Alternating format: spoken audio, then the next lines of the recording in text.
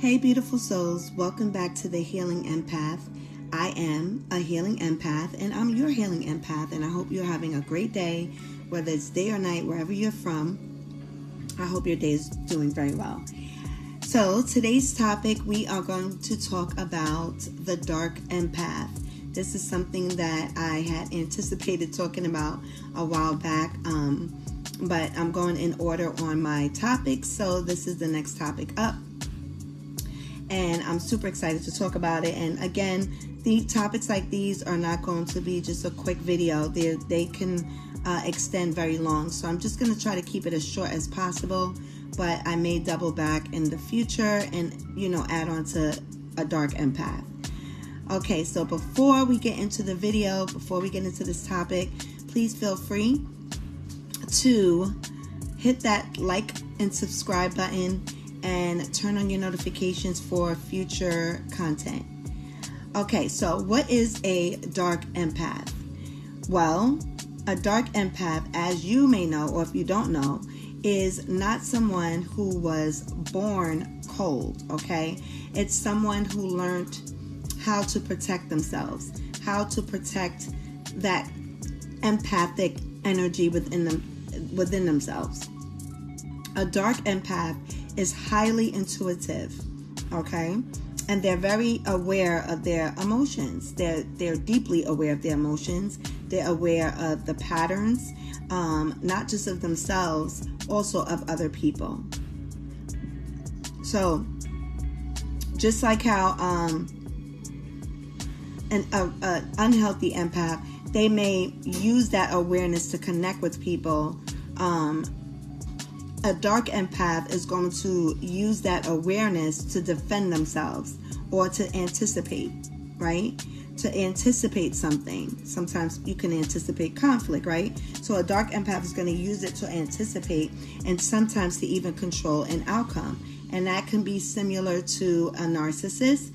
Now, narcissism, I'm going to do a video on that in the future, but it could run in many stages. It doesn't necessarily have to just be you're a narcissist. There has to be diagnosed, right? You can be a diagnosed narcissist, and there has to be different categories where you fall into being that narcissist, okay?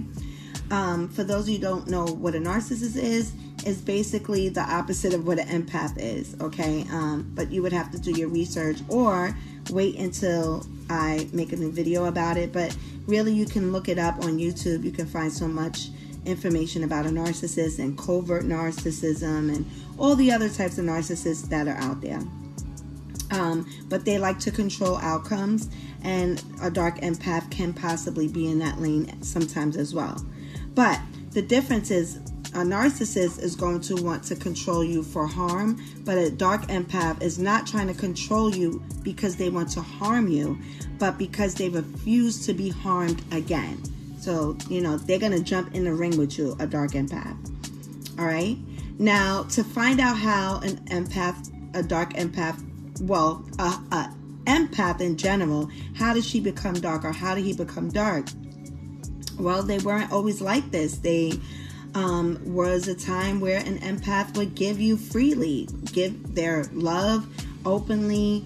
They trust deeply. But because of betrayal, repeated betrayal,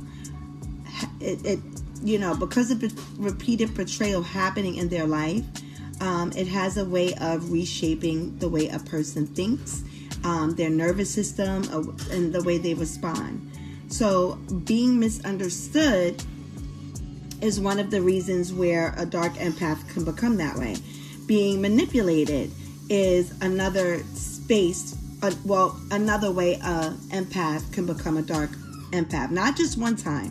This is repeated patterns of being misunderstood, being manipulated, and being taken for granted.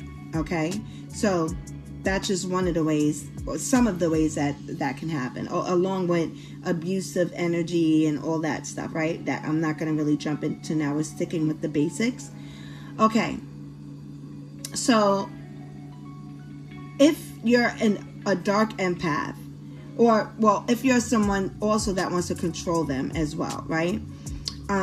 So over time, a dark empath, an empath that becomes dark, she stops asking, she stops asking to be, treated fairly. She stops asking to be respected and understood, or controlled in some type of way, or being taken for granted. She stops asking, why would someone do this to me? This is what happens. And because of that, she'll start to realize that they knew exactly what they were doing.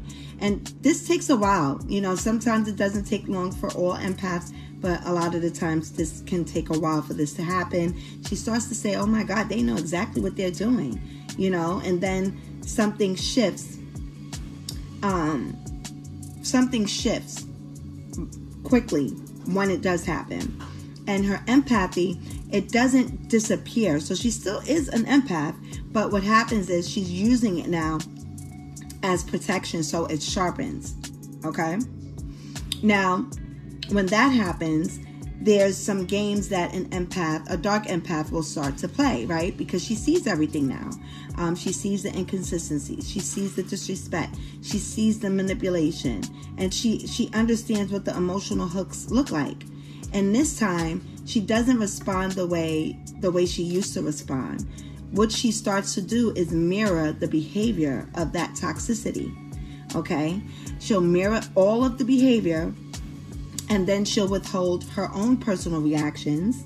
So instead of her reacting the way maybe she reacted in the past, she, lets the silence do the talking, the same way a narcissist could possibly, or an abuser can possibly do.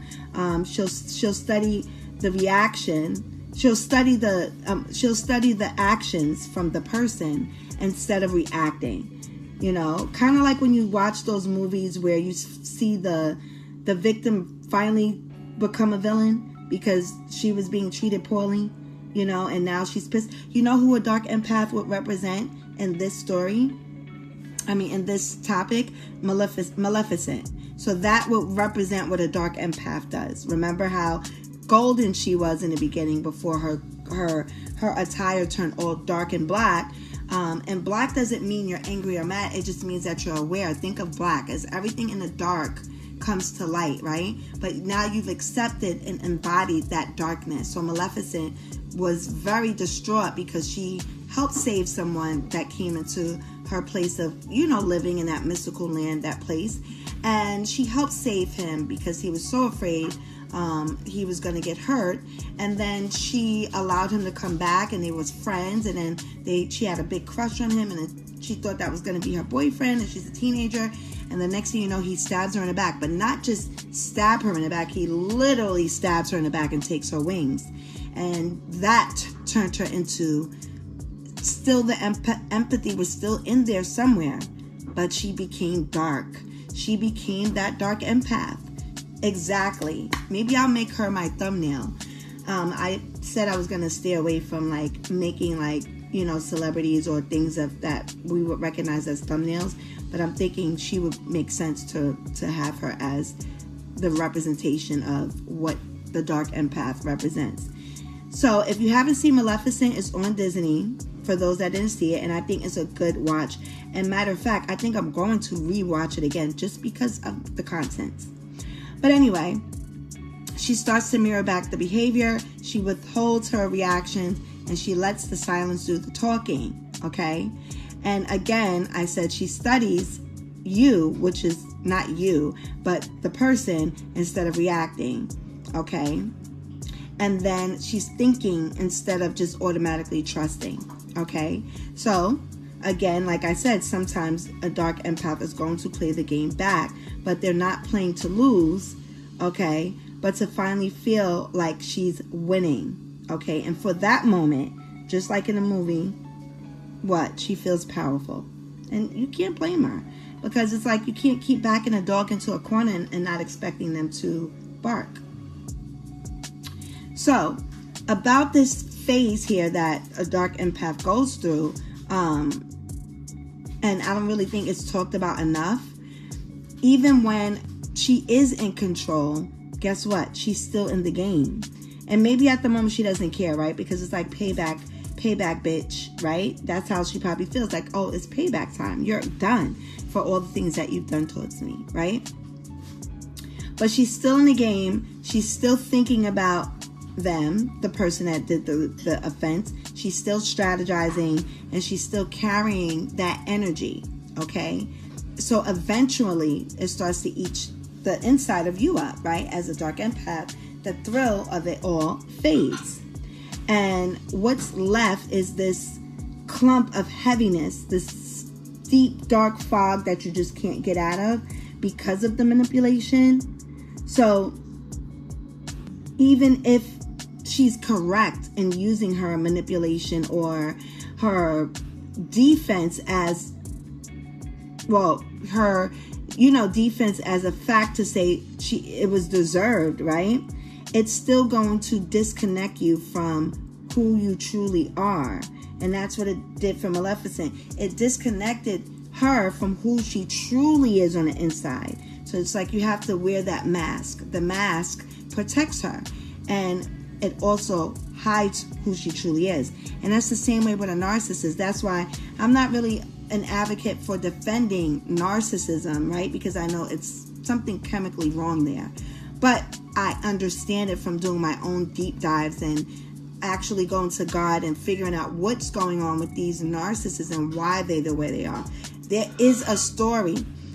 The way it's always portrayed on the internet and social media is that narcissists are evil, demon, and they're evil. And yes, they are very much so operating in a very much low-level dark energy. Absolutely. But do we ever think of how they got to that space and how they can get out of it?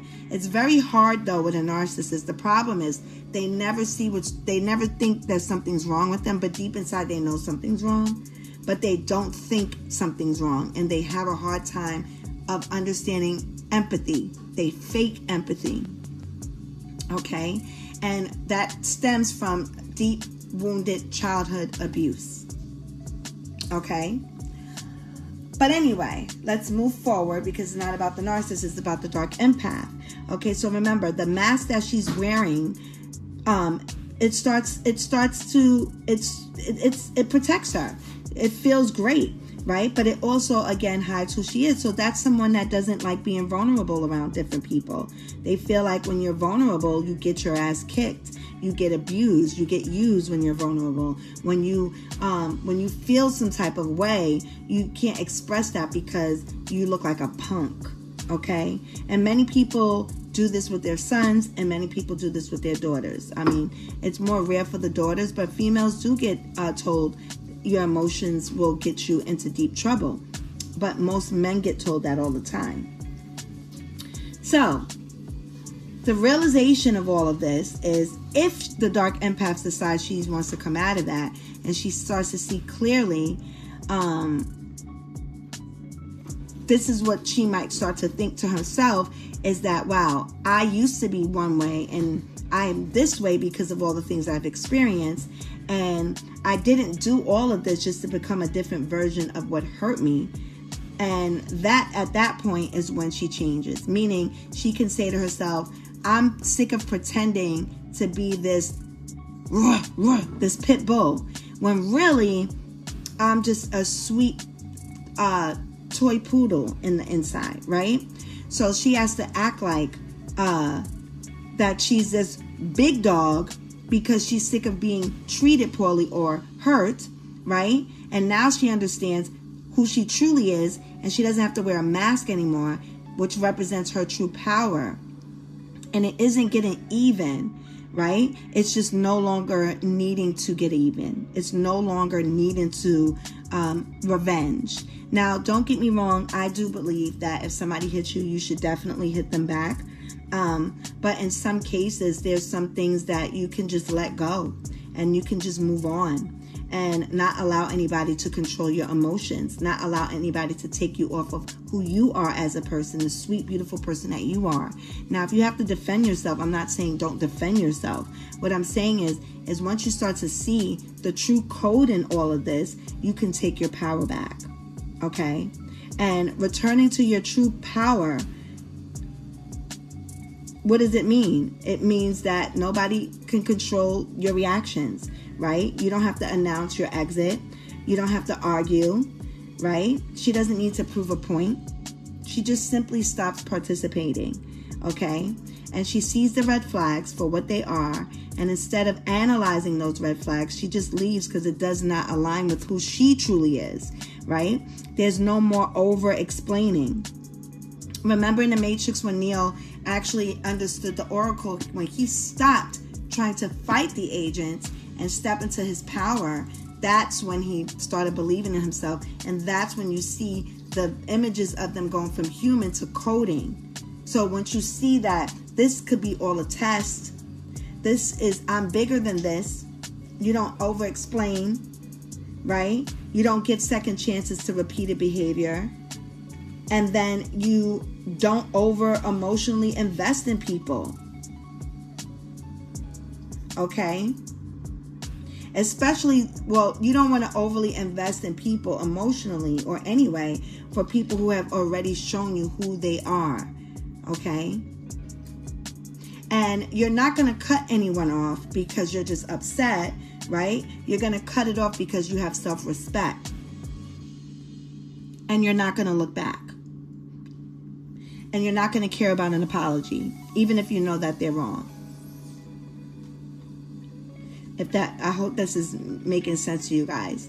So this is at this point where we as dark empaths, right?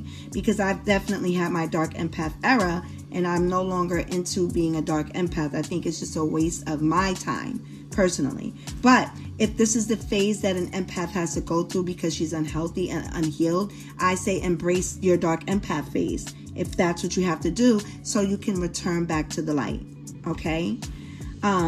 But once you return back to that light, you're not going to be the same version that you once were in the past. Okay. Now he or she is aware. They're more grounded. They're more discerning. Okay. And her empathy is still there. It never left, but it has strict, strong boundaries. Okay. Strict, strong boundaries. So you see the red flags. You see this lack of integrity, lack of moral character in people.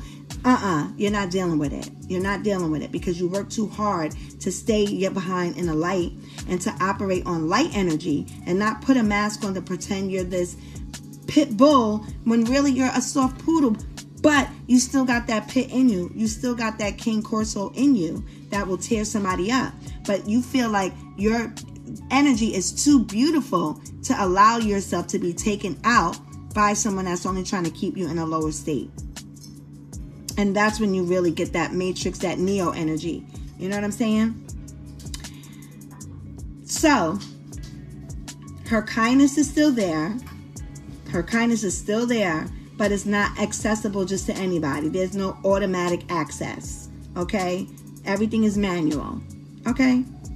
She doesn't need to have a mask anymore. I'm going to keep saying this. Remember, you're wearing a mask when you're acting like you have to tell somebody off, and you ain't gonna let nobody walk over you, and you're just gonna be shady to your friends, and because they were shady to you. That's all a mask.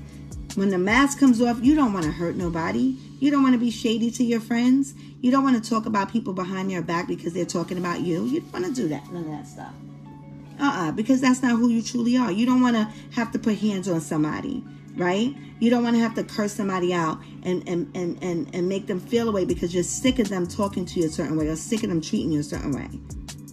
You don't want to have to act out. So that's why you don't need the mask anymore, because you're not going to do that. And in order not to do that, and you understand you took your power back, okay, you're going to take, in order not to do that, you got to be strict with those boundaries, okay? And realizing that the power was never in playing games or being revengeful. It was you walking away from it. You taking those bullets that Neo was getting hit with in the first Matrix and taking them by his fingertips, looking at them and just dropping them on the floor. That's it. You know what I'm saying? And choose yourself. And when you choose yourself fully, be unapologetically. You're unapologetic to who you are. And you're not looking back. You have nothing to prove. You're not needing validation. You're not needing any of those things that causes you to have your heart sunken in. You know? Maleficent is a prime example of a dark empath. An empath turning dark. That's a prime example. So again, guys, if you have not seen that movie, watch it. It's a kids movie, but it's still a message there for adults, along with watch The Matrix. I watched The Matrix another day, and on my spiritual journey, I'm taking The Matrix into a deeper meaning, and I cried my eyes out when I got that meaning. I cried my eyes out. Maybe one day I will share it. But again, I don't want to hold up the time for anyone, because sometimes my video is just becoming a little bit too long. I will bring this topic up again in the future. But right now I'm going to cut it right here, guys. I hope you guys have a wonderful day. And just let me know what you feel about what I'm talking about. Like, do you understand the dark empath and why she has become so upset and angry? And why stepping into the light is more powerful? Because now she has control of her environment. And she no longer needs to revenge. Her best revenge is to live in her truth. Because when you're an empath, 9 times out of 10, people always come back looking for you. They always come back looking for you because you were one of the best people that they've ever had in their life. And that's a fact. Okay, my beautiful souls. So I hope you enjoyed this video, and I hope you have a pleasant day or night whenever it reaches you. And until next time, ciao.